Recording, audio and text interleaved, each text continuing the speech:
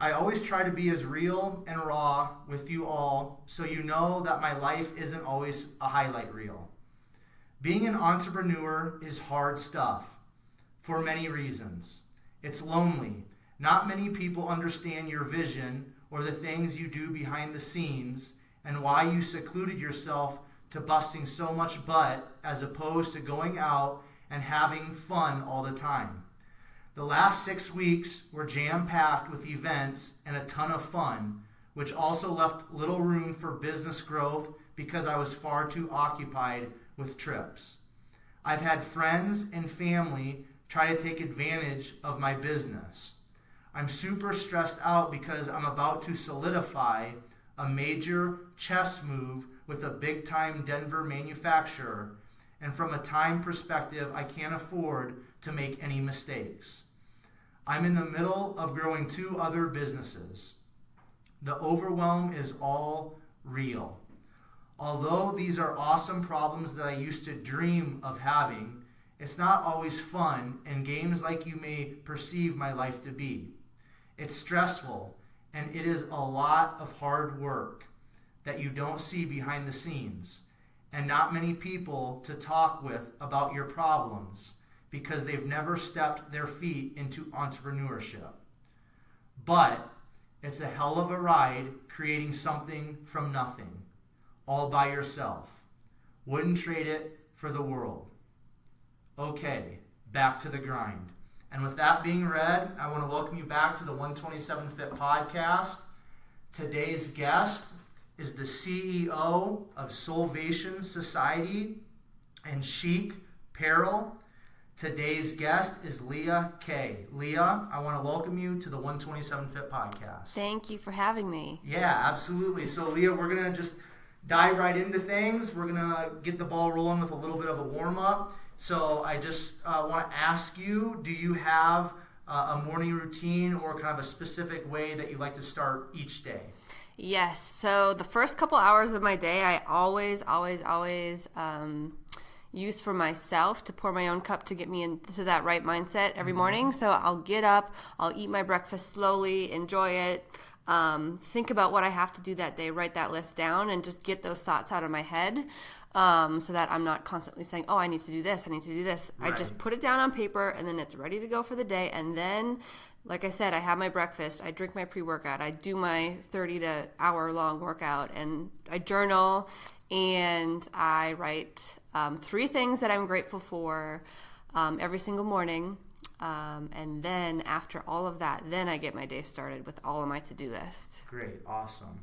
So the second question is there a favorite book that you've found a lot of value in, or a book that you like to gift often? Yes. So the first book that really changed my perspective of building something for yourself, it's called "You're a Badass" by Jen Sincero. I think is that. And one of my newer favorite books now that I'm reading right now is Shoe Dog by Phil Knight, the founder of Nike. Cool. It's a great book. Yep. Yeah, the "You Are a Badass" book, because I think this is probably the 3rd, 4th, or 5th time it's been brought up by other female guests. So it's definitely a book that a lot of people found value in. So I love it. What was kind of like maybe one takeaway? I'm sure there's more than one, but just for the sake of time and just getting further into the podcast, what was like maybe one takeaway that you took from that book that really impacted you positively? I would say that just, be relentless about your goals and, being yourself throughout that process, and just going for it, not letting other people's opinions get in the way. Don't even let your own fears and doubts get in the way, because they're going to come. I think those were my main takeaways from that "You Are a Badass" book. Cool. Very, very cool. So do you have a favorite quote or mantra that's positively impacted you over the years? I don't have one specific one, but there is one that I actually just read before meeting with you, that one of my friends posted, that said, "Everybody has 2 lives. The second one starts when you realize you only have one." That's solid. Right? Yeah, I love that. That's a powerful punch right there. Yes. I like that one. That's good. Cool. All right, so the last question in regards to the warm-up, do you have a favorite or most listened to podcast? And if there's more than one, go ahead and share. My favorite podcast that I listen to every single episode is Gary V. Okay, He's my favorite. For sure, yeah. I just actually listened to... I've never been a big fan of Gary V, but there's definitely a lot of value in what he says, and he's spot on a lot of things. And I just listened to, I think it was yesterday, an interview, like not one of his podcasts. I think it was like him just like being interviewed. You know what I mean? Because I like a lot of people that have podcasts. I like to listen to them actually on the other side, just kind of sharing their story and what they've got going on. So that's very cool. Is there like maybe one or two things that you kind of enjoy about Gary Vee? Because I know he's all about like the hustle, the grind, and just, you know, going above and beyond for sure. The one thing that really stuck out with me that I've learned a lot in the process, because like growing up, I like nice things, and I like, treating yourself with, little things here and there, materialistic things. But I love that he was pretty much the only person to say out loud and keeps like preaching to the choir that stop trying to keep up with the Joneses. You don't need all this crap. You can invest all this stuff that you think that you need into bigger things. Yeah, for sure. Yeah. And then when you like kind of practice that delayed gratification of maybe some of those materialistic things and those things that you really want, if you practice and work on that delayed gratification, that stuff is eventually going to be right in front of you, right? Yes. Because if you pour into your business and the money and all that type of stuff, like eventually if you want something flashy or bigger or whatever, it's gonna be there for you, right? Right, and there's not necessarily anything wrong with wanting something nice. Absolutely not. Right, yeah. Like I have my Jeep that I love, but it doesn't go very fast because it's big and it's so one of my toys that I eventually want to get is a Lamborghini. Yeah. Like, and that's definitely like an investment. Yeah. But it's like remembering those things that do make you happy. It's not all materialistic things. It's living your best life, and things aren't gonna, make you live your best life. Right, exactly. Because at the end of the day, I mean, just being real. I mean, when our time is up on this earth, nothing's going with us. You know what I mean? So just, I mean, again, like I say amen to what you're saying. Like, there's nothing wrong with wanting nice things and having material things, but just remembering, like, at the end of the day, those things aren't going to make us happy. They might make our life a little bit simpler, a little bit easier, what have you, a little bit more enjoyable on some level, but at the end of the day, they're not going to make us happy, and we're not taking that stuff with us when we leave. So. Yep. Cool. All right. Great insight and perspective there. So, Leah, I just want to kind of jump into like your backstory a little bit, if you don't mind sharing with myself and the listeners. Kind of like, where did you grow up? Kind of like, what was that home life like? Were you involved in maybe like extracurricular activities as a young girl, kind of school and things like that, if you don't mind sharing? Absolutely. So I grew up in Minnesota, right on the border of Minnesota and North Dakota, so Fargo, North Dakota, that area. Yeah.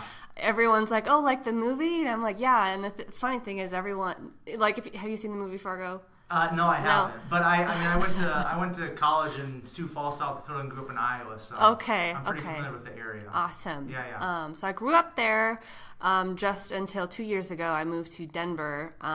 So grew up in Minnesota. Let's see, my hobbies that I was in growing up as a young girl was I started dance at the age of 4 and was in it for 9 years. So like ballet, tap, jazz, hip hop, all the things. And it was just really fun for me. I never really took it serious. It was just my way of kind of expressing myself. Yeah. And then let's see, I played the violin for 9 years also. Okay, cool. Wasn't like talented or anything. It was just fun for me. And then, so I was always really good at science. I realized that in high school. So then going into college, since I knew I was good at science, and I was very intrigued with like DNA and the molecular level, like chemistry, things like that. So I actually went into school for my undergrad, got my bachelor's in genetic engineering. Dang. So, yep. And it was a blast. I loved it. I loved my professors. I loved that field. And then, so once I graduated, like I thought maybe I wanted to work in a lab for some company or something, you know, like with the pipettes and the test tubes and, you know, that person that's under the hood, like with the mask on, all of those things, because it's very intriguing. I don't know. I just always been intrigued by that. And then I went into my master's in food chemistry, plant science, and thought that I wanted to work with the food company, you know, in the lab again.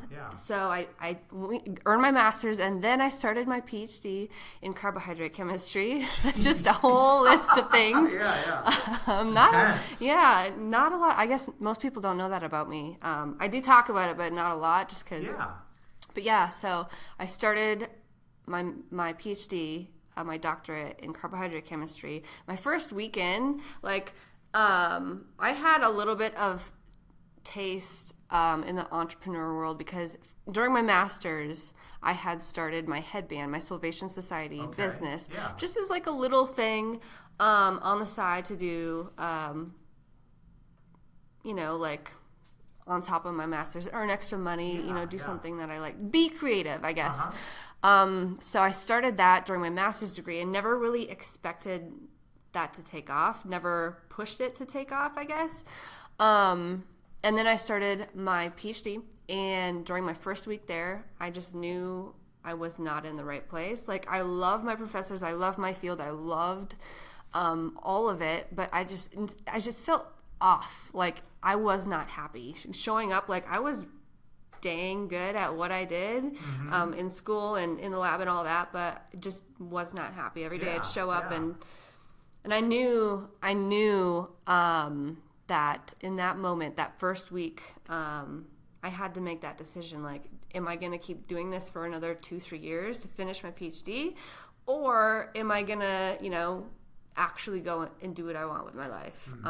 Very scary leap. I had to decide. But I knew deep down what I wanted. Right. And so after my first semester, my PhD, I left, I quit, and I instantly full-time became an entrepreneur with my businesses. So I'm gonna just, we're gonna take a couple steps back because like there's a lot in all of that. So now, like, in regards to like your family dynamics, like when you're at home and stuff, was it like mom, dad, any siblings or anything? Or? Yep. My parents are still together. Yep. I love them. I have an older sister, Brittany, and my younger brother, Brandon. Okay, cool. Now, like where you're, I'm asking this because like I'm from the Midwest or whatever. Were they like farmers or anything or not? They were not farmers. Okay. No. Everybody, whenever I say like, I'm from Iowa, like, oh, you know, you grew up on a farm, like, dude, not everybody in Iowa is on a farm. Yeah. Like, you know. But I know a lot of farmers. Yeah, of course. No, Minnesota, Iowa, North Dakota, South Dakota. Yeah. There's a lot of farmland. So. Yep. Cool. So now, in regards to college, like, where did you go get your undergraduate degree at? North Dakota State University. NDSU. Go Bison! Yeah, their football is definitely. There, I did the Midwest. I see it came out.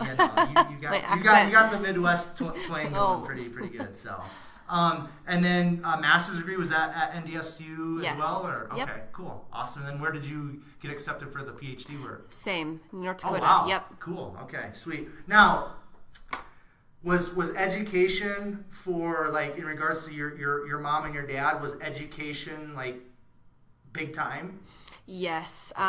So for me, like, the reason that I went into so much like graduate school, you know, that I did was because I always knew that I wanted to do something more than average. Right. Like, do something even more unheard of. So like, So yeah, like I always thought that I wanted to be a professor all that time. Yeah. And then I realized that wasn't what made me happy. But yeah, my parents, they did stress school. Right. Education, very important. Yeah. And I think, again, that's probably something that's pretty common for people in the Midwest. I know, like, kind of like, you know, the hard work thing, and just like I'm speaking generally, and I can because, like, you know, I'm from the Midwest, but, you know, kind of that you work hard, and if you put in enough hard work, you'll get where you want to go. Everybody's going to go to college, and it's kind of like that cycle, like this is how we do it in our family and kind of in the Midwest or whatever. So that's why I'm asking that. Like that's why I asked, like, did your parents kind of push the education thing pretty hard or whatever? And then that ties into, so you get your bachelor's degree, you get your master's degree, then you get accepted to get your doctorate degree or whatever, and then you quit and you're like, I'm not happy, I'm going to go do my thing. So tying this all back to get back around with your parents, what did your parents think about that when you said, I'm not going to get my doctorate and I'm going to go do my thing? So I was very, very, very nervous to tell my parents because they are very hardcore, like, no excuses. Like, if this is what you want to do, like, you don't let something get in your way. Exactly. You do it. So, like, they were very proud of me for starting my PhD, earning my master's. Oh, sure, yeah. And so my mom was constantly bragging about me, saying my daughter's in, getting a PhD, and so like, and rightfully so, because I got my bachelor's degree, and I even thinking about getting a master's, I'm like, and then a PhD, I'm like, dude, that's next level. It's stuff, a lot. So, yeah. So I was kind of having like a panic, not an actual panic attack, but like a very nervous to tell my parents. So I remember I sat down, took my mom out to coffee downtown Fargo, and I told her, I said, Mom, like, I'm not happy. I explained, I'm not happy. So it was kind of like not one punch, but two, because my first punch was, hey, I'm quitting my PhD. Second punch, I'm moving to my dream city, Denver. Like, she's like sitting there. She doesn't know, my poor mom. And I was expecting the worst. Like, no, you can't quit. What are you doing? What are you thinking? And at first it was kind of like that for a couple minutes, but then I was very surprised. She was like, okay, cool. This is what you're meant to do. Yeah, that's awesome. Yeah. Very cool. Now, how did your dad respond? Kind of the same. Okay. Kind of the same. Cool. He didn't say much. Yeah. He just had to accept it. Yeah. Now, like from my like my end of things, like there's 4 of us siblings, and I've always been like the free spirited, like wanderlust, just kind of like the wild child or whatever. And like, I come from a very conservative, this is kind of how we do things, family and background and all that type of stuff. And I've always been like, whatever I'm supposed to do and whatever people want me to do, like I'm not going to do it. Like it just drives me to go in the complete opposite direction. Now my mom, she's my best friend. We're super close, super tight. She on some level, the best that she can, gets me, and she just understands, like, that's Clinton. Like, he's always been that way. He's always gonna be that way. My dad, because he's just very like, again, this is how we do it. And he worked, from like 14 years old at a Fairway Food all the way up to being a manager, making 6 figures, and it's all that hard work and all that. So he's like, you've got to. This is how you save money. This is how you work. All this stuff, Clinton. And I'm just like, I've always been like, okay, cool, but I'm not doing it that way. Yes. And so it drives my dad nuts. So and it caused a lot of friction. So that's why I kind of asked, like, kind of that different dynamics with your mom and your dad. Was your dad kind of like maybe a little bit more like my dad too, where it's just like, it's probably best that he just keeps his mouth shut because he's not necessarily. No, they would definitely tell me like what they wanted me to do, but I still didn't listen. Yeah. Are you one of you have 3 siblings? Yeah. There's 3 siblings, and are you one of the middle child? So my mom. So there's older half sister, older half brother. Then it's myself and my younger brother. Okay. Because I'm a middle child, and I heard middle child are the rebels. So I am also, I'm in the middle, so that might be the truth. I don't know, but yeah. So okay, cool. So tell mom and dad you're quitting, pursuing your PhD and stuff, and you're moving out to Denver. Now, why Denver? Because you said that was your dream city. Why Denver? Or how did that come to be? Yes. So Minnesota, if you've never been there in the middle of the winter, it's basically like Antarctica 8 months out of the year. Yeah, but you can't beat Minnesota summer, but that doesn't last long. Right. So one of my best friends had moved to Denver a couple years earlier than I did, and I came out and visited her a couple times and just fell in love with the mountains, because maybe Iowa's the same, where North Dakota is just completely flat. Yeah, we got a few rolling hills. Yes. So I came to Denver, I saw the mountains, we went on a hike, and I just fell in love. Like, it's a very active community compared to where I'm from. So I just loved that. Cool. So you kind of had a friend out here. You come and visit a couple times, and just like that's where I'm gonna move. So yes. Sweet. So what was kind of the time frame then when you quit the PhD program, told your family, and to then you actually getting out here to Denver and just kind of starting fresh and anew out here? So it was a very quick process. Okay. So during my second month of my PhD program, like after I had officially decided I'm quitting, I'm moving, I'm following my dreams, during my second month, I told my advisor, and she, at school, and she, I said, hey, if you don't want me to finish the rest of this semester, that's okay. I can, just be done now. But she wanted me to finish a few things, and so she was able to let me finish through that first semester, which was good because that gave me time to really plan out where exactly I wanted to move in Denver and just figure out the whole moving process. So it was really in a matter of months when everything happened, when I made that decision and just went for it. Okay, sweet. Now before we jump into just you going for it and moving out to Denver, what's maybe something that you took away from all the effort and the hard work that you did put into college? I mean, the undergraduate, the master's, starting the PhD. Is there something that you kind of still hold on to from those years? Yes. So I don't regret anything that I ever did in school. I loved learning about DNA and biochemistry and all of that. I loved that because I still take all of that information and apply it in some way into my day-to-day life. So like even now, with my food chemistry master's degree, like I learned so much that now like I'm very aware of what I'm eating, and I applied those things that I learned during my master's in that department into like a health standpoint. Absolutely. Today. So yeah. Okay. Cool. All right, so we're moving out to Denver. Now you said, if I remember correctly, during your master's program, you kind of started on the side the Soulvation Society brand and stuff. Is that correct? Yes. Okay, so with your mindset of moving out to Denver, was kind of what was that process then like with the Soulvation Society? What was that? How was that unfolding while you were getting your PhD? Was that something that you kind of started with during your master's degree and then put that on the back burner, or was this something that was just kind of a part of your life during that whole entire time? Mm-hmm. So for the past, ever since 2016, when I started Soulvation Society, the headbands, it was really a very low-key thing that I was doing on the side.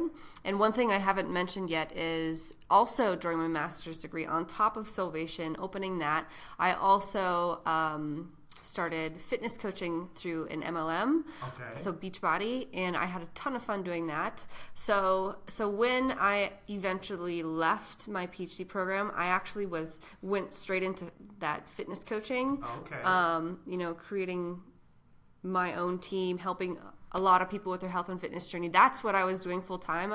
And then Soulvation was a very, again, on the side thing when I moved to Denver.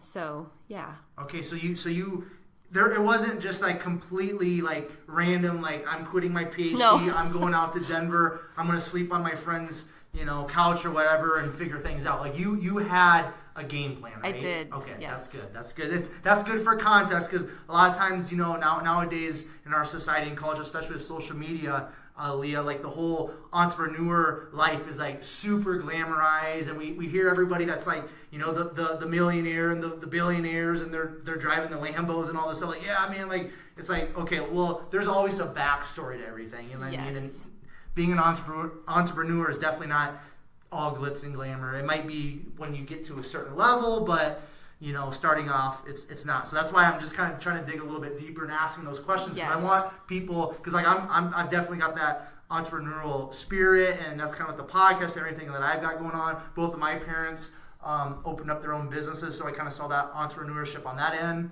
But it's not all glitz and glamour, and I want some of the young people that are going to be listening to this podcast understand, like, there's a lot of blood, sweat, tears, and everything else that goes into starting your own brand or business, however you want to word that. So, okay, now I just want to ask you, where did the idea for this Soulvation Society headband thing all come about?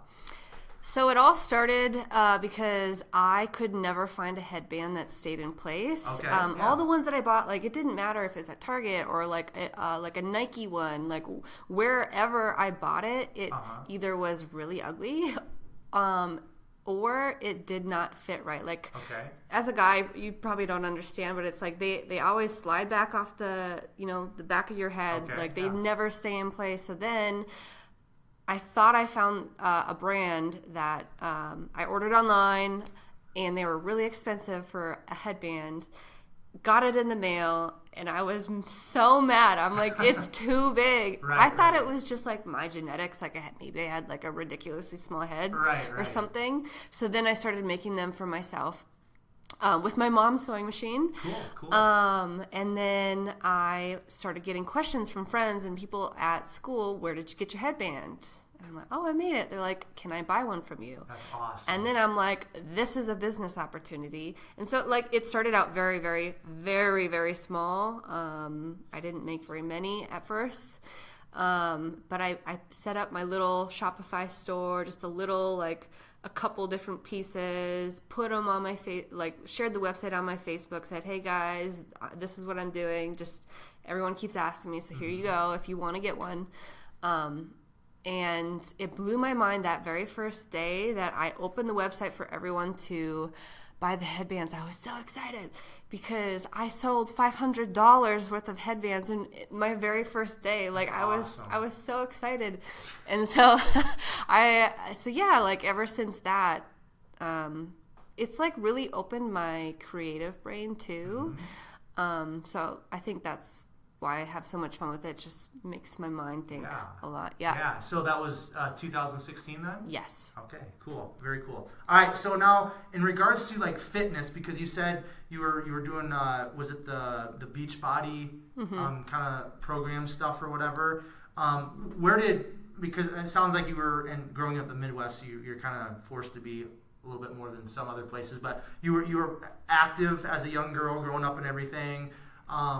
So where did kind of like the whole fitness thing come into play? Because I mean, you said you played some sports, right, in school or not? I just did dance, but that was okay, that's right, dance. When I was really young. Okay, So I wasn't in sports or anything. Okay, so where did kind of the fitness thing come about for you? It's so weird how it all came together, because I had started my master's in food chemistry, and then that's really where I started to pay attention to what I was eating. And ironically, at the same time, I was also starting to work on my own fitness journey through Beachbody programs. Okay. So it all kind of like came together. I'm like, oh, a lot of people ask me about eating right, or what to eat, or what to look out for when you're looking at like a ingredient label. And I can explain everything. So it kind of went hand in hand. I got crazy results through their programs are awesome. I still do their programs. Right, yeah.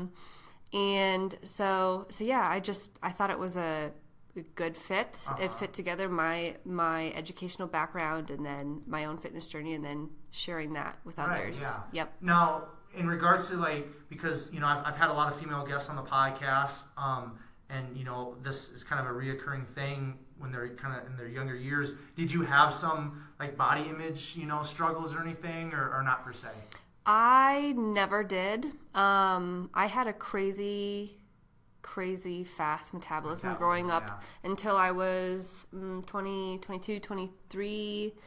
And it was all the bad eating, the Oreos, the junk food caught up with me. And then I started to gain 15, 20 pounds. And that's when I started to, say, okay, Leah, you can either make this situation worse by not doing anything about it or fix it now. Draw the line in the sand and do something. And that's when I started Beachbody, was when I had that slight weight gain. And then ever since, You've been dialed in. And Yep. Cool. Very cool. So in regards to, I just want to stay on kind of the health, fitness, nutrition thing a little bit before we jump into your move out to Denver. In regards to nutrition, like kind of what have you found? Because it's all very individualized. Like it's very personalized. Like the older I get, there's certain foods that I was able to eat when I was younger that I just, it doesn't set well with my stomach, all that type of stuff. We're all very similar, but we're all very different, especially when it comes to like exercise programming and nutrition. So what have you kind of found, Leah, to be kind of what works best for you in maintaining the look and the physique and the body that you want in regards to nutrition and eating?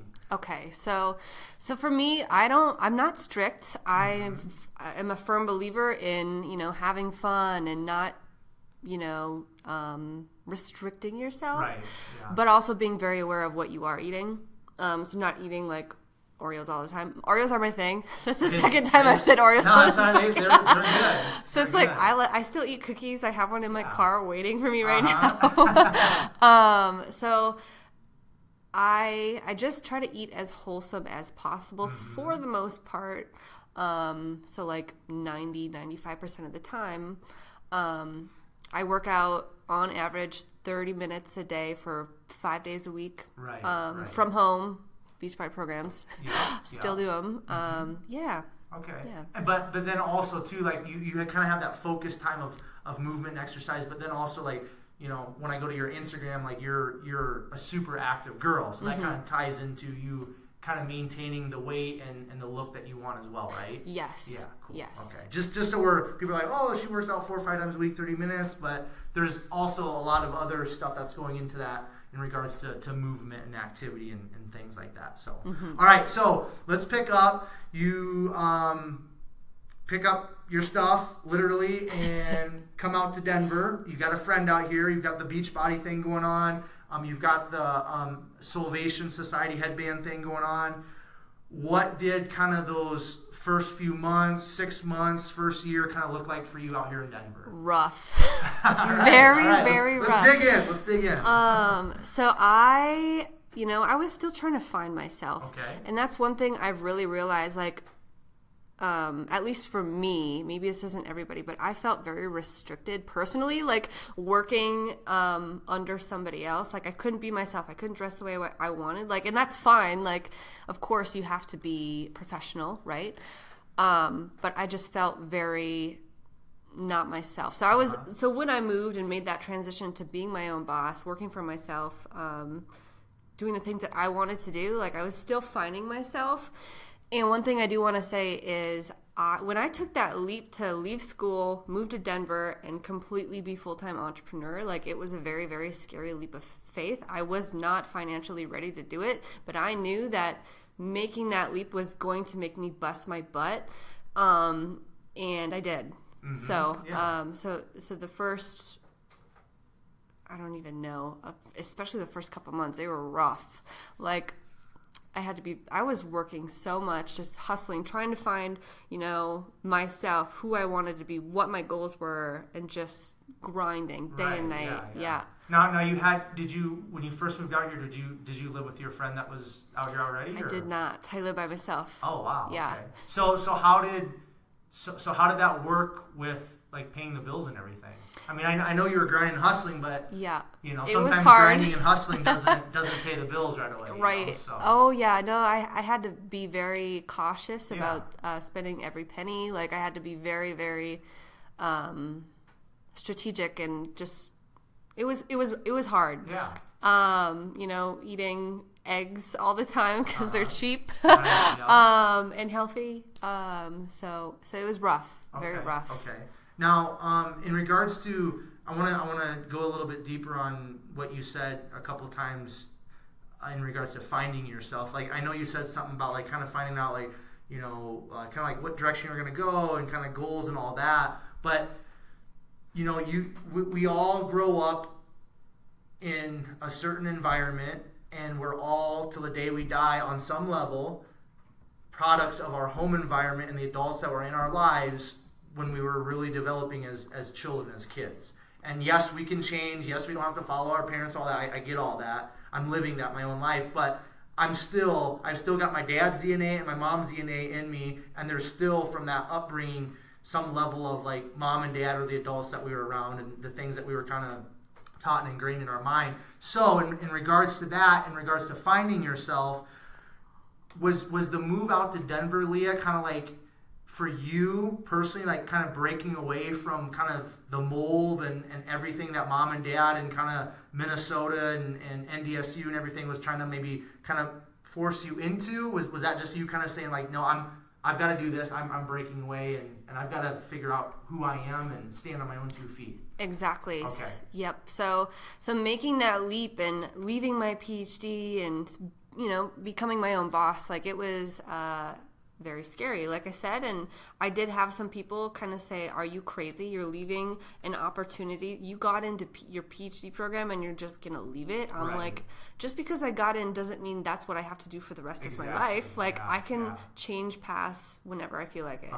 And so it took a lot. It took a lot of not focusing on what other people were going to think about me.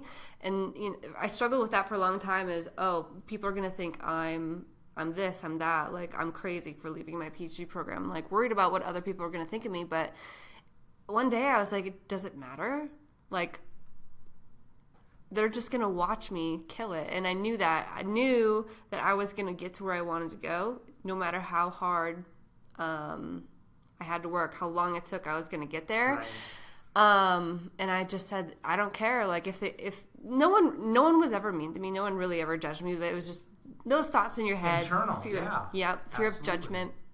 So I just said, screw it. Like I'm just going to be who I want to be. I'm going to figure it out and do it. Mm-hmm. Yeah. Now, when you first got out here, excuse me, and you were quote unquote finding yourself and grinding and hustling and just busting your butt to pursue your dreams and things of that nature. What was maybe one or two things, Leah, that like you really found out about yourself during that initial move out here and during that kind of initial trying to get things off the ground here in the Denver area? I was really, I guess one thing I really learned was that I had so much more potential than I thought I did when I lived back home. And I don't know, I don't have really an answer for why that is. Maybe I moved out here and I just felt so much more free. Like I could be anybody I wanted in Denver and just go do what I wanted, be who I wanted to be. And yeah. Okay. Yeah. Cool. So let's keep moving on. So we have the first initial move out here, super hard, hustling, grinding, all that.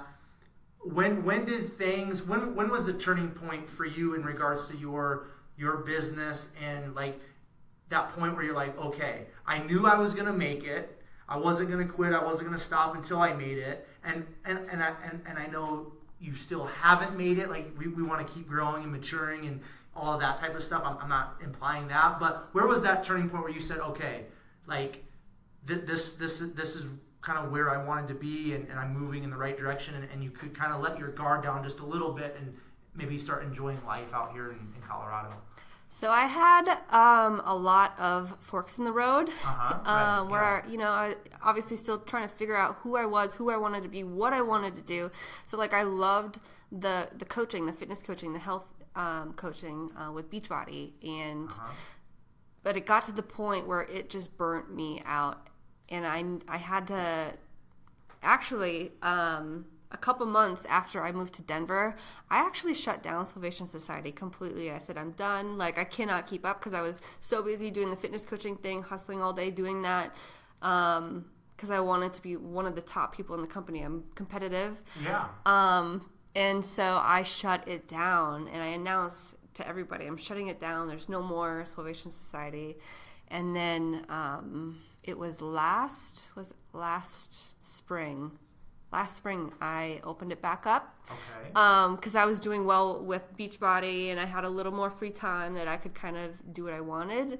I don't know, like, I like staying very busy, apparently, because I had more free time, and then what do? I open back up my other business. I'm the same way. Like, if I sit still for 5 minutes, like, I just, like, start getting antsy. I'm like, okay, I gotta be doing something. Like, I feel like I'm lazy, so I can definitely relate. I get that. Yeah. So once I opened Soulvation Society back up, I was very happy.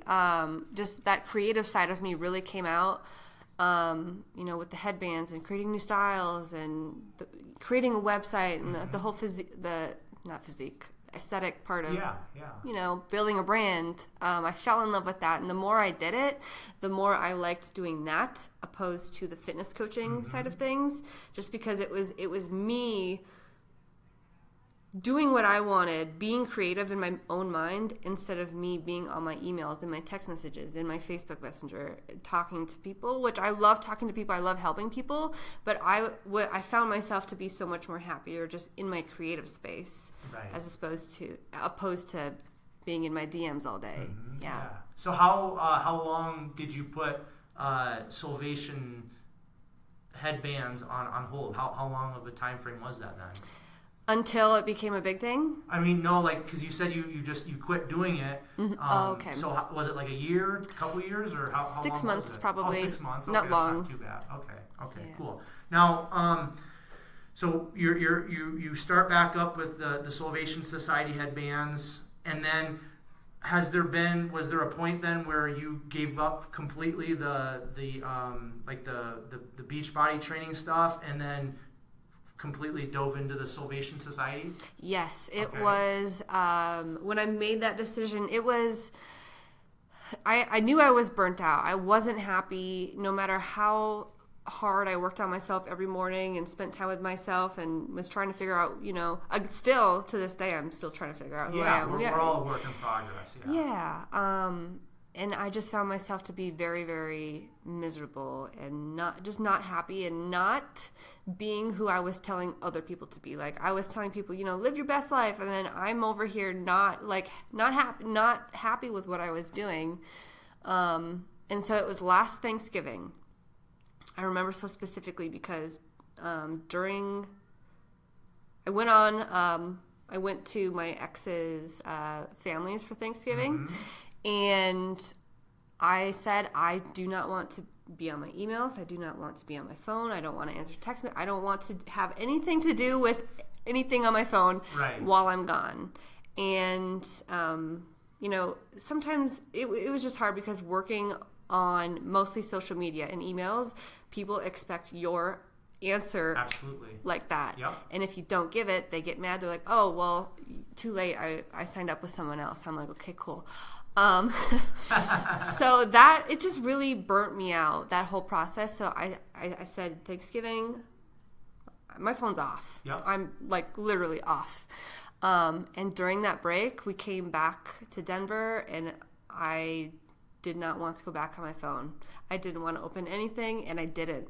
And that's how I knew, like, I have to move on and do, because I knew at that point, like, I loved the creativity that I got to do with Soulvation. I knew that's what I wanted to do. And so, it was last Thanksgiving that I made that decision. Okay, cool. Now, you mentioned kind of like taking care of yourself, and you get so spread thin, and a lot of people, like us that are type A and like just, go and all that type of stuff.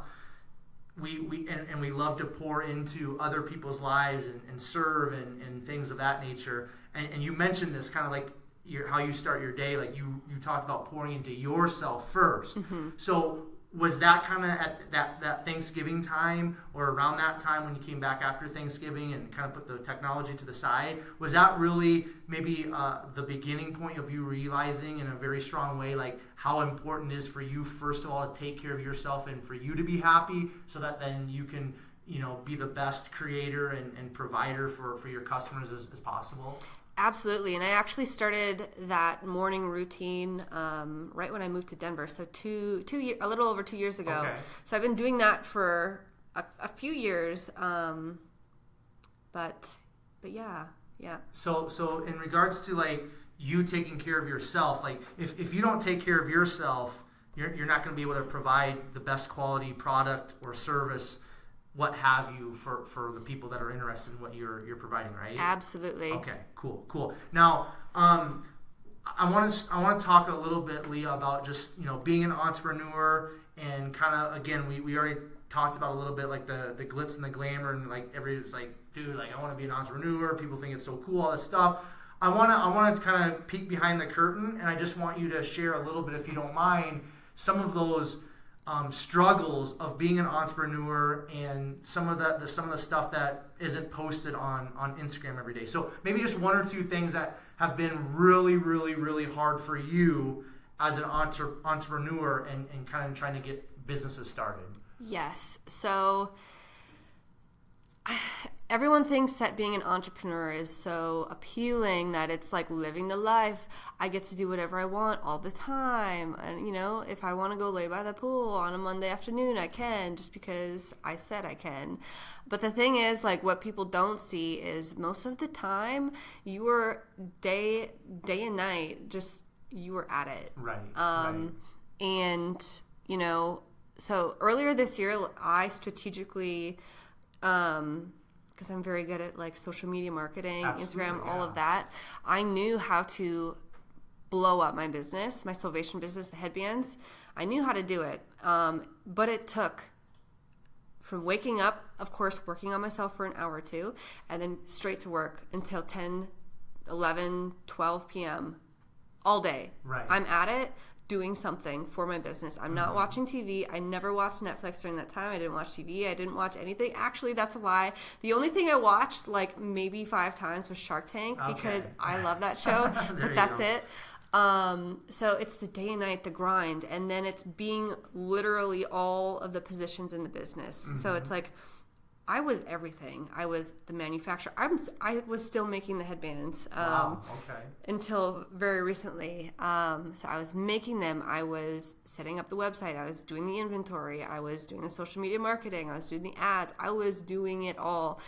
And it's very overwhelming, especially when, with a business that goes from hardly anything to holy crap, I'm capped out so fast, very stressful, very overwhelming. So it's like, of course, like people see, oh, Leah, she's got this crazy successful business. Lucky her. Like, yeah, I am very blessed. I worked hard for, what I have, but I'm still day and night. I'm at it. Right. I'll post on my Instagram like, hey, I'm laying by the pool, but, what they don't see is I got up at 5 a.m. Right. I ate my breakfast. I did my workout. I got to work. Oh, do I want to relax for an hour? Sure. I'll take an hour off of my 12-hour day. Right. Yeah. So, cool. Yeah. Okay. So, in regards to kind of like just the grind and everything, but I think that there's something inside of you that loves that though too, like that grind, that hustle, and being like, this is all on me.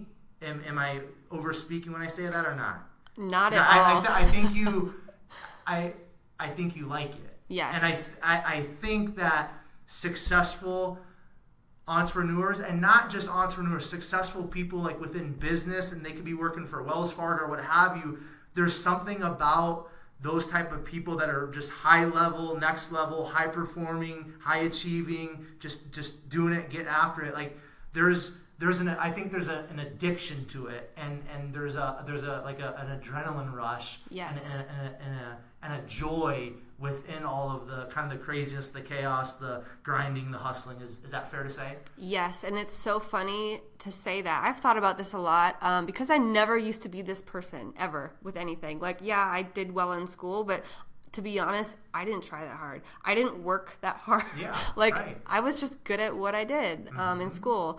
And I never, wanted to be that, I don't know, in school, I worked hard, but I was never the overachiever. I never was like wanting to do all the things. I was more so a slacker in school, to be honest, which is weird. It's hard for you to even say that right now, right? Because you're such a grinder and stuff now, right? Yeah, so I think, it's important to point out, like, to somebody that's like, oh, I don't have that personality. It's just like, maybe, but maybe you just haven't found out what you're passionate about. Because once I found out what I wanted, like for real wanted to do, build my own brands using social media, I fell in love with it, and I don't ever want to stop. Like, so now, like, I have the Soulvation, and I've kind of hired on a team to help that. So I have a lot of free time now, and I can't sit still. So I have to count. I've got a men's. Everyone keeps asking me for a men's line for the headbands. I'm working on that. I just started my Chicperil business this week. Right. The apparel line, I started that. I have a greens line coming. I have not announced that yet, so here we are. Cool, there we go. So it's like I have in a marketing, social media marketing mentorship. Yeah, I've seen you sharing that on Instagram here lately. So I can't sit still. Apparently, but 5 businesses. That's the thing, though. Like to some people that sounds like too much, overwhelming, but you like it though. I love it. Because otherwise you wouldn't be going after all this stuff because you like it.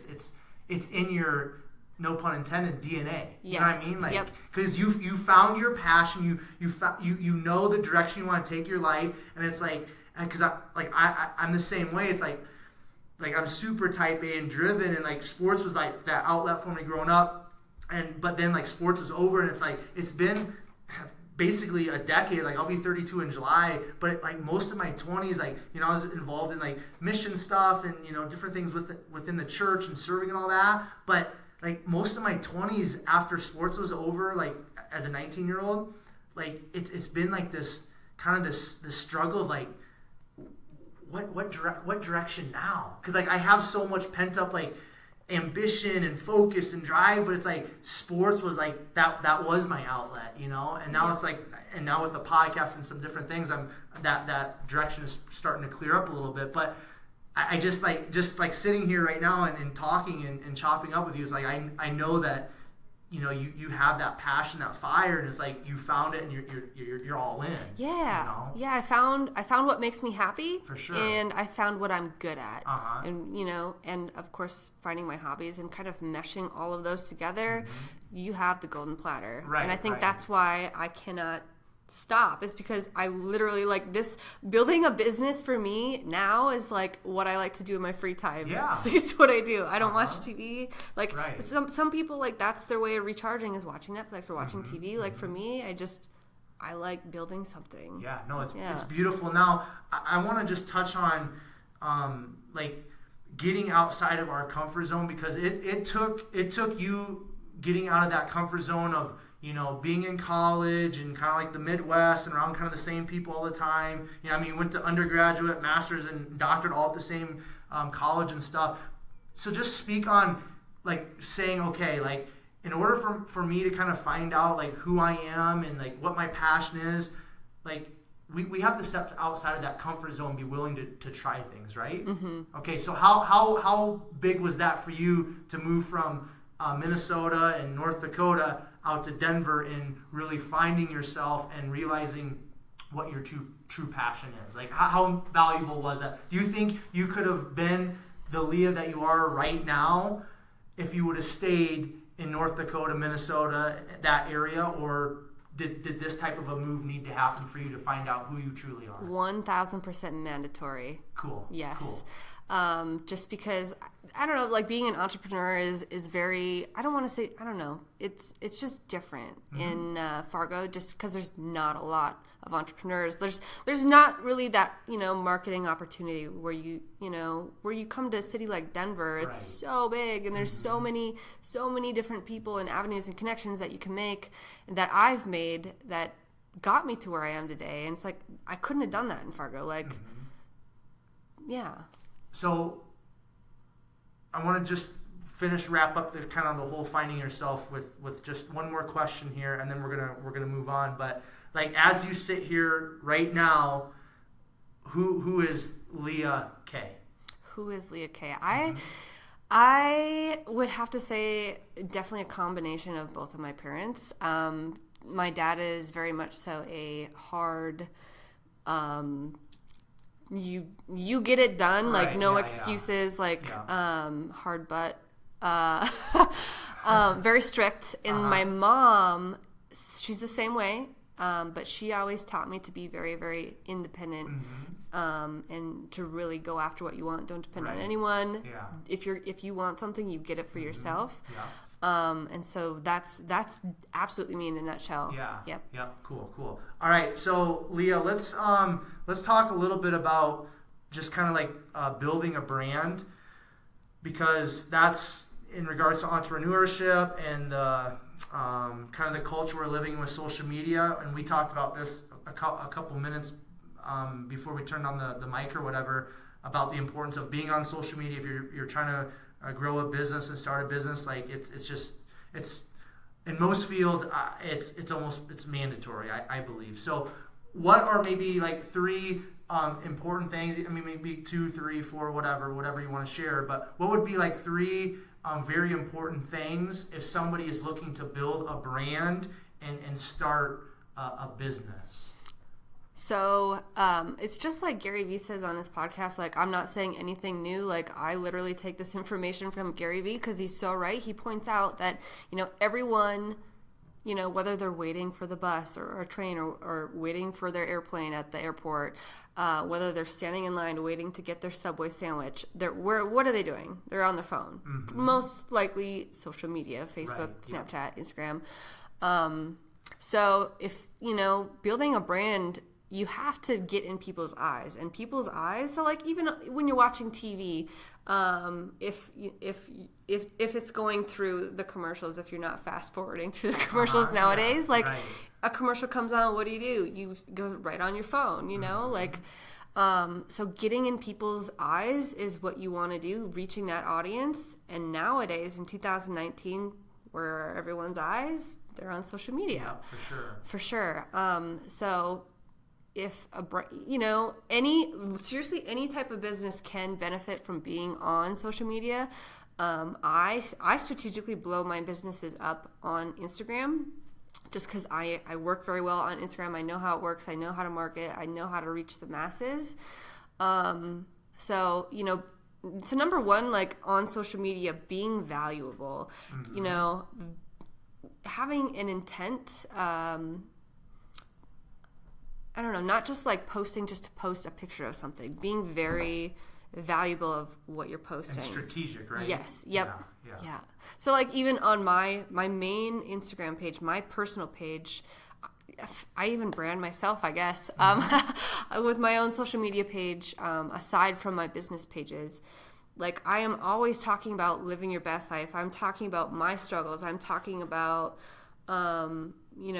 the real side of entrepreneurship. I'm talking, really honestly, day-to-day Leah life. And people love that. I'm being valuable. Absolutely. I'm not just saying, hey, look at me. I'm in my Jeep today. And that's it. Like, there's always a purpose to what I'm saying. And I've gotten a lot of awesome feedback from that. Just, I'm always so positive, always uplifting, never talk bad or negative about anything. Very, very positive. So being valuable, and then I'm trying to think of what else. Like, that's my main thing, is just being valuable. Yeah. No, that's cool. But so if somebody's trying to start a business and all of that, just, I mean, and you said it, but like, you have to have some sort of social media presence, yes or no? Yes. 100%, right? 1,000%. Yeah. Okay. There we go. 1,000%. I like that. That's good. Now, you mentioned, and this is something that I'm learning, because I listen. I'm a podcast junkie. That's why, I mean, I have my own podcast, but the whole kind of impetus behind it was like I was listening to all kinds of podcasts, all kinds of just continued education, and I was like, dude, like, this is so amazing, the podcast world. But I'm starting to learn a lot of these high level entrepreneurs and high achievers. They have their businesses, like their business brand, and you just touched on this a little bit, but then there's also that personal brand. So I really see, and I really enjoy, like, you know, getting on people's stories, because that's usually more of behind the scenes, day-to-day life. Yep. So is there, as an entrepreneur, is it very, very valuable and important for you not only to show like your business and build that brand, but then also to build that personal brand? Is that very important, do you think? From my personal experience, absolutely. Okay. But one thing, you know, and this is different for everybody, like some people combine their personal and business page and it works really well. For me, that did not work for Soulvation, because I tried to do that for a little bit. It didn't work. Now, I don't want to interrupt, but what did you find didn't work in regards to that, combining your kind of your personal and the Soulvation? So when I was really putting my face on Soulvation, it was me. All the pictures were me wearing the headbands. On the website, it was me showcasing the headbands on my head. Like, it was my face everywhere. And so it was good in the fact that, you know, my followers that followed my personal page, like they knew it was me. That was my business. But it was very hard expanding outside of that. People that didn't know me, people that found Soulvation, they're like, what the heck, this looks like a small business, right?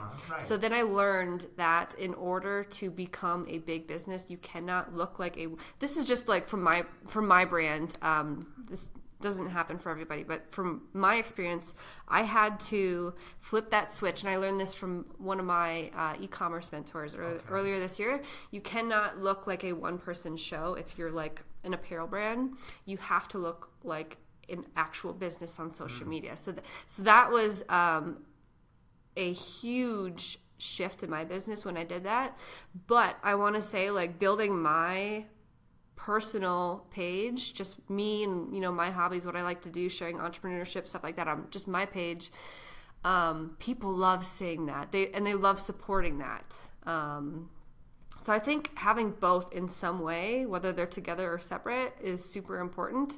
It's just a matter of figuring out what should you combine them or keep them separate. You know, does that make sense? Yeah, absolutely, for sure. Yep, that's a decision that each individual have to kind of come to, because I kind of see it both ways. But I guess on my end of the type of entrepreneurs that I follow, just off the top of my mind, like, they all have it separated. You know what I mean? Like, it's their company or their business, what have you, and then they have their personal brand. That just from my looking on the outside, I see a lot of those entrepreneurs like separating that. But again, it's kind of an individual thing that they'll have to come to. So, all right. So how did you, Leah, get so good and really have a great understanding of Instagram and the whole social media thing? Because you mentioned earlier, like, you knew how to blow up your business. Yes.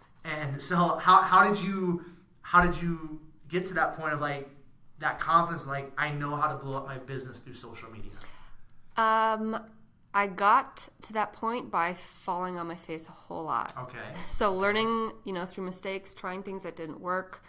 So, like, for me, blowing up my business meant getting in the faces of other people that I don't know, that don't follow me, that don't follow any of my pages, reaching the masses. And it was, you know, for a long time, because, like, of course, like, ads matter. So what is totally crazy to me, I'm really going to go into ads for a second. No, please. I mean, just share whatever you want to share. This is good stuff. So I always, or I tried to learn, like, through YouTube people, like, how to do an ad set and create these ads and reach this audience. Like, who's your niche? That's who you're targeting.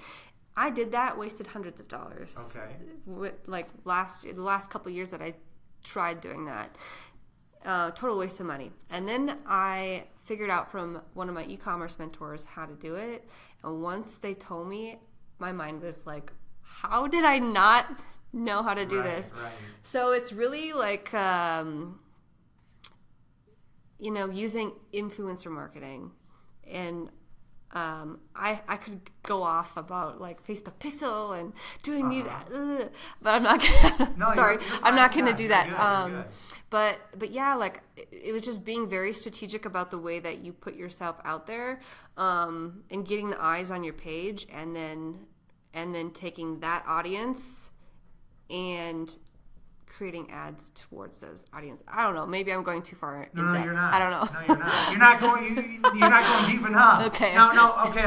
Let me maybe just guide this a little bit. You just said something about influencer marketing. Yes. Break that down. What does that mean? Because like when I think of influencer, I'm thinking of people that are on social media that have 100,000 followers. Is that what you're referring to in like in influencer marketing? Yes. Okay. So one thing I do want to mention is, so when I say like I blew up my business, I'm going to use some numbers just for comparison and talk about that for a second. So in December, this last December, I was still really, I was making that decision to leave coaching behind and trying to transition to making Soulvation my full-time thing. And honestly, in that month in December, I was very lost. I didn't do a whole lot because I was really trying to figure out what I wanted to do, and I had to take that time to myself and really figure it out.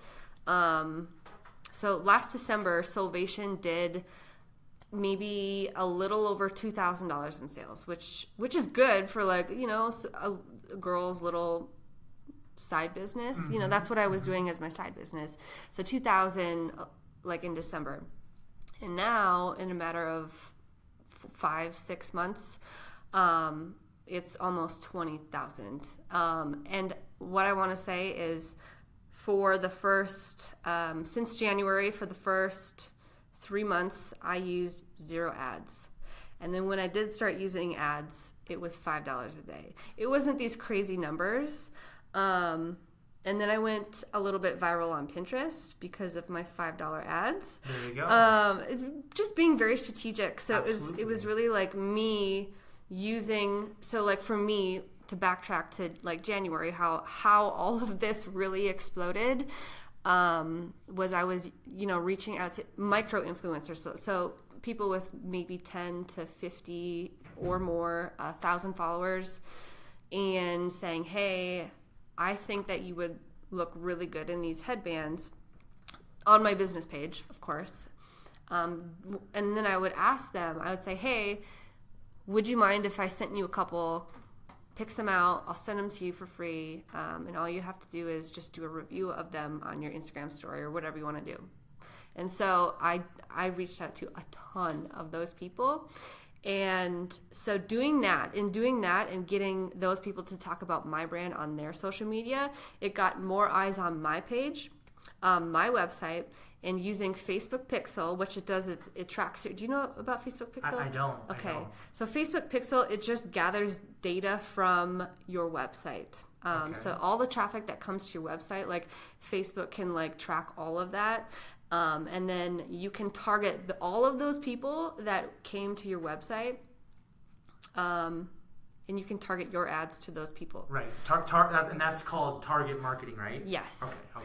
So, this year I never just randomly picked an audience to target ads to. It was always either that audience, those people that came to my website within the past 30 days, or or also creating a lookalike audience is what it's called, a lookalike audience to all of those people that have visited your page. And that is where things get really like, that is where everything blew up, is because I found the exact people. Facebook knows the analytics in Facebook Pixel are mind-blowing.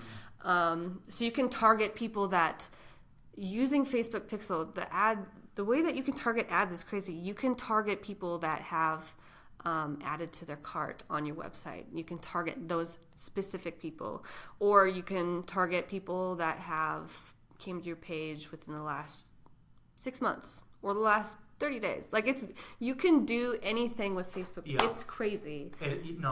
I'm like going off about Facebook. No, you're good. No, that's what I'm trying to get out of you, because you just sharing it right now. There's like even a passion in that, and obviously a huge interest for you personally in that, and you've been promoting on your own personal Instagram about, hey, if you want to grow your business and stuff like that, get a hold of me and with the program and stuff. So it's cool. It's good. Yeah. It's good. So you've mentioned several times a mentor or mentors. How important has a mentor or some mentors been in this blow up of your business since the beginning of the year? It was so key. And at first I was very nervous, even though like my first e-commerce mentor that I took on wasn't very expensive, but I was still like very hesitant on hiring, because I'm the type of person I figure if I need to do something, I don't ask, I figure it out. If I fail, I fail, but I'm going to figure it out eventually. I don't like asking for help. Yeah. So but this lady that I took on, she took her e-commerce store from 0 to 1 million in 12 months. So I knew that there was something there. And so I said, screw it. Like, I need help. I'm going to blow this up. I need to hear what she says. Yeah, and so she taught me all that. So would have I not taken her on, I don't know where I would be today. Right. You would still be doing your thing because it's your passion, but the quote unquote, to use kind of your word, the word that we've been using, the blow up as rapidly as it has, 99.9% pretty sure it wouldn't have happened without that mentor, right? Like not as quickly. As quickly, yes. Yep. Correct. Yeah. Because that's something else that I hear all these people saying that are, big time influencers and again the millionaires and the billionaires, all that, like they preach like every podcast, like get a coach, yes. get a mentor, and I'm like, again, really like you, I'm like I don't know, there's something where it's like I want to figure out on my own. I don't want just somebody to give me everything, because I feel like in the struggle, in the failures, in that grind, in that hustle, and just like trying to figure out on your own, there's so much personal growth that can happen. But then you look at like Michael Jordan, the greatest basketball player of all time. Did he have coaches when he was growing up? Absolutely. You know what I mean? And you can look at any athlete, any team. There's a coach. There's coaches. So I think there's two sides of everything, but it's really important for myself and the listeners to hear, Leah, like you saying, like the blow up happened in part because you kind of stepped outside of yourself, that comfort zone again, and saying, hey, I need some help. You reached out to somebody, and it sounds like she really was able to help you out a lot. So yeah, so she helped with the business mentorship, and I also have a life coach. Her name is Jennifer Keegan. She's actually one of my best friends. Okay. Is she here local in the Denver area? She's in Virginia. Oh, okay. Yeah. Cool. But she just opened her life coach business, and I was really her first client that she took on, just to see, like, test the water, see how things went. But holy crap, she is like my saving grace. Like, because what she does is she helps me work on my mindset. So she'll, we'll get on a call and she'll ask me about my goals and, what I'm struggling with. And then so she'll ask me like, Leah, what's your goal this month? What do you want to do? And I say, for example, I want to, thinking back 5 months ago, saying, I want to make $10,000 or I want my store to do $10,000 in sales this month. And if I said it kind of like, I don't know, I'm not sure if I can actually do it. Like, she could pick it up like that. And she'd be like, Leah, I want you to say this with confidence. Yeah.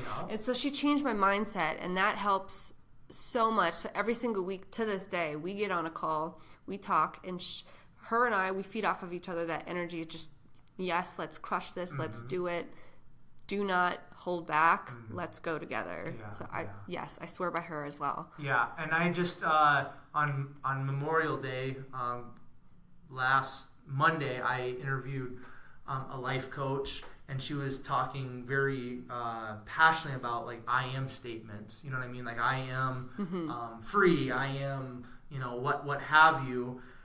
And that's something I actually had written down before we sat down to do the podcast is mindset, because there's a lot of limiting beliefs that we have. Again, it goes back to where we grew up, kind of the home environment, all that, but we have these limiting beliefs, we have these limiting thoughts. So like what you're just saying is like that mindset in life is so important to go to that next level and to take yourself personally and your business or your company to the next level, right? Like yes. Mindset, you hear the cliche like mindset is everything, but a lot of times we hear those cliches because they're so true. Yep. So that mindset for you and like where you're at personally and professionally, that mindset literally is everything, right? Yes. Okay, and of cool. course, like on a day-to-day basis, even multiple times during one day, like my mindset can be it's like a Absolutely, roller coaster. yeah. Like, oh my gosh, I'm crushing it. Oh, I'm not doing so well. I'm crushing Right, it.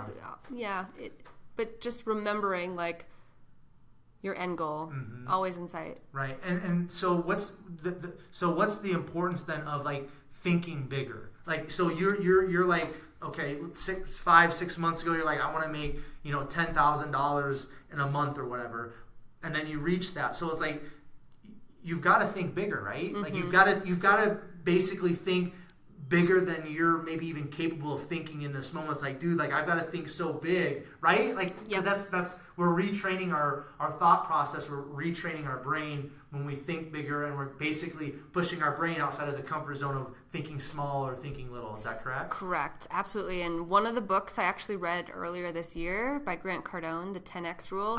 Grant Cardone's one of the dudes I listen to a lot. I like him. That guy, man. He's awesome. The 10X life. I have his 10X hat. Do you really? That's awesome. Yeah. That's good. I should have worn it. You bought fully in then, huh? Yeah. But I loved it because my initial goal earlier this year was to build my business to produce 6 figures, so over $100,000 in sales in 1 year.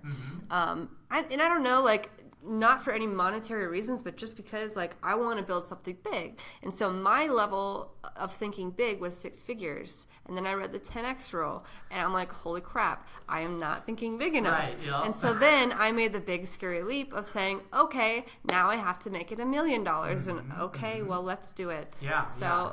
I'm smiling and chuckling because like you listen to 5 minutes of Grant Cardone and same with like Gary Vee, like there's so much fire, there's so much passion, and they're thinking so big. Like, I mean, I listen to Grant Cardone all the time, and he's one of those guys I like to listen to him being interviewed because he's so wild, and like he's a guy that I love going to his Instagram stories. He's been on this like world tour, and he's a lunatic, but I love him because he's so 100% himself. Yes. Like he's just unashamed of who he is. He's basically just got both middle fingers up to everybody and saying, hey, either you love me or hate me, but I'm going to go out and make money and positively impact the world. And now he's a billionaire. I love that guy. So are you going to try to get out to his 10X, is it called GrowthCon, I think, at some point? Or? It's something along those lines. I want to. I haven't looked into it yet. I think it already passed for this year. Did it? I mean, I think it was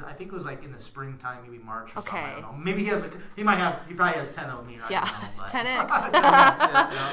Cool. All right. So we've been going for 1 hour and 17 minutes, Leah. So we're going to start wrapping things up here. I just want to ask you about being a female entrepreneur. I don't know if you're familiar with Just Be Kitchen in Denver. Yeah. It's gluten-free, grain-free, sugar-free restaurant. I love it. But Jen, the owner of Just Be, she's been a previous guest on the podcast, and I watch her stories some, and she's just recently shared some struggles or whatever on her Instagram stories about not just being a female, but just being an entrepreneur in general. But have there been any hurdles in regards to being an entrepreneur and being a female up to this point, or not per se? To be honest, I have not experienced, anything in particular. Maybe, I don't know. I just don't focus on that. Okay, I'm just like, I know what my goal is, and I have my blinders on, and I just go. Like, there could have been something where I know somebody very close to me that is very weary of, I'm a female. How dare you treat me like that? Right. And, it's a big concern these days, of course. But for me, I just put my blinders on and I just go. Yeah. And we are very fortunate in regards to the state that we're living in. Yes. And especially the Denver, Boulder, very progressive, very open-minded. So I think that's why,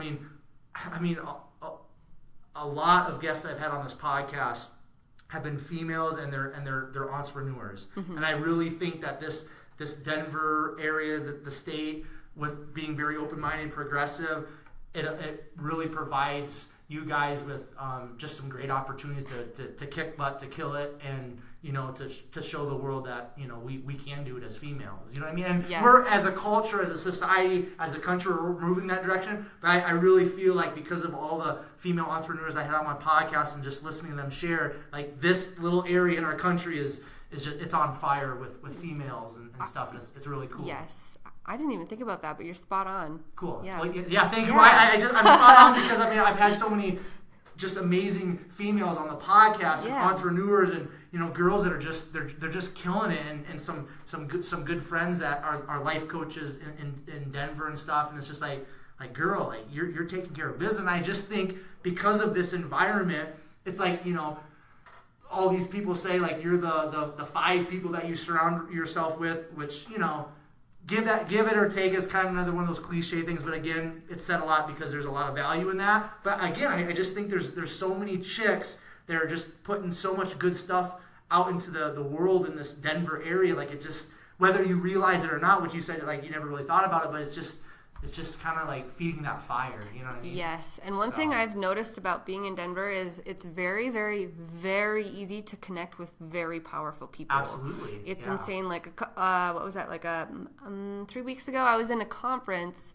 just me, little old Leah, like an entrepreneurial conference, and there is 2 Denver Broncos NFL players there. There's an 8-figure entrepreneur there.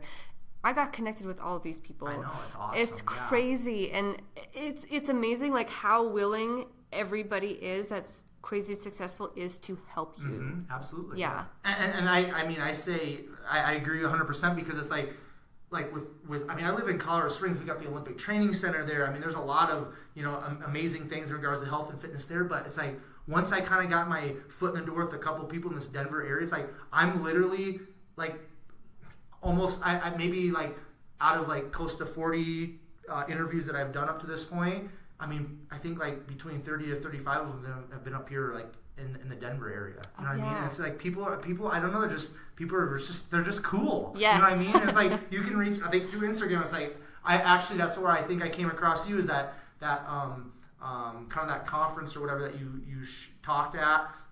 There was somebody else that I was following on Instagram. I was like, oh, this chick looks really cool. So, but it's like just reaching out to people, and people are just down to earth and like, yeah, let's jump on the podcast. It's like they're not coming on the Joe Rogan podcast and going to get like 1,000 followers or whatever. It's like, I'm a school teacher in Colorado Springs, but people are just open, and they're just cool. And you're right on like you can just get connected with some pretty high level, high performing, powerful people, and it's just unique. Yeah, and I think a lot of the people that have gotten, to where they are today, when they want to share that knowledge because they want people to live their best life. Mm-hmm. Most of them do, like they want to share their experiences, what they know, their connections, and Cool.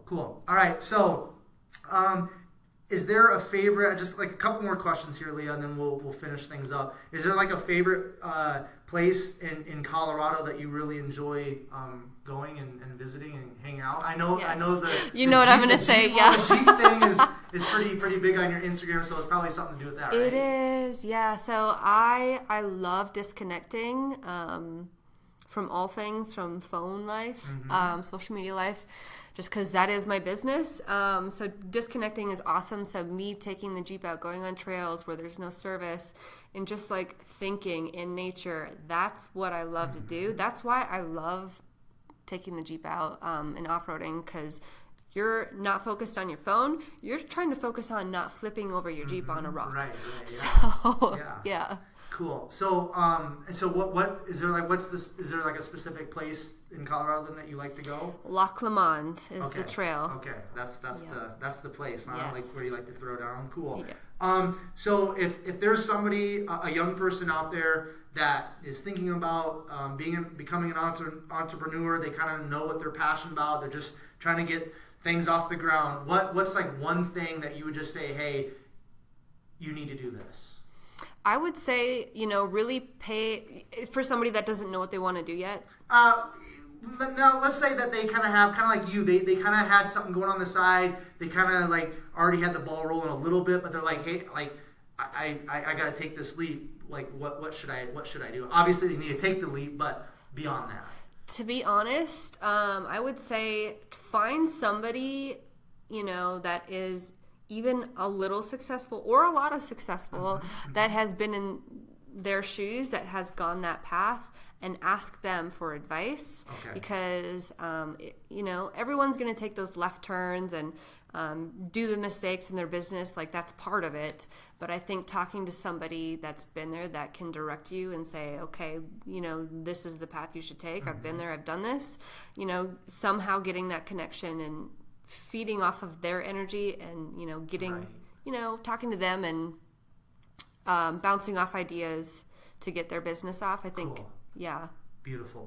All right, last question that I ask all my guests, and if you need to take a quick second to think about it, that's cool, but what sets your soul on fire? Ooh, that's a loaded question. Mm-hmm. Yeah, I get that pretty often because it's kind of a deeper one. But. What sets your soul on fire? I think for me, it's really about creating something from nothing, being creative. And I think that's why I am having so many different business ventures right now. It's not because I have to, but because it allows me to be creative. It allows me to be who I want to be, do what I want to do. And it's very much a creative outlet for me. So, yeah. Creativity, being creative. Yeah. What? Just to follow up on that, because I'm learning that, I'm a writer, so like writing is an outlet for me, and I get to release thoughts and feelings and emotions, and it gives me this just sense of like contentment. So what within that creativity is it kind of like an outlet for you where you can just like pour your feelings, your emotions, like what you're going through into something, and then being able to see it kind of go from nothing to something? Is that kind of like what gets you kind of going with that creativity expression? Yeah, I would say not only like creating, the product or the brand, not just that, but also like the whole social media side of things, like taking really cool pictures and like, which I've never been into before until I started, building these brands. And then I realized, wow, this is actually a lot of fun. And like having, the filters and going through my Instagram and, maybe this sounds boring, but to me, I get a kick out of it. Yeah. It's fun to me where I'm going through, I'm like, okay, what creative picture can I go out and take today? To help build this brand, or what can I do differently on my social media?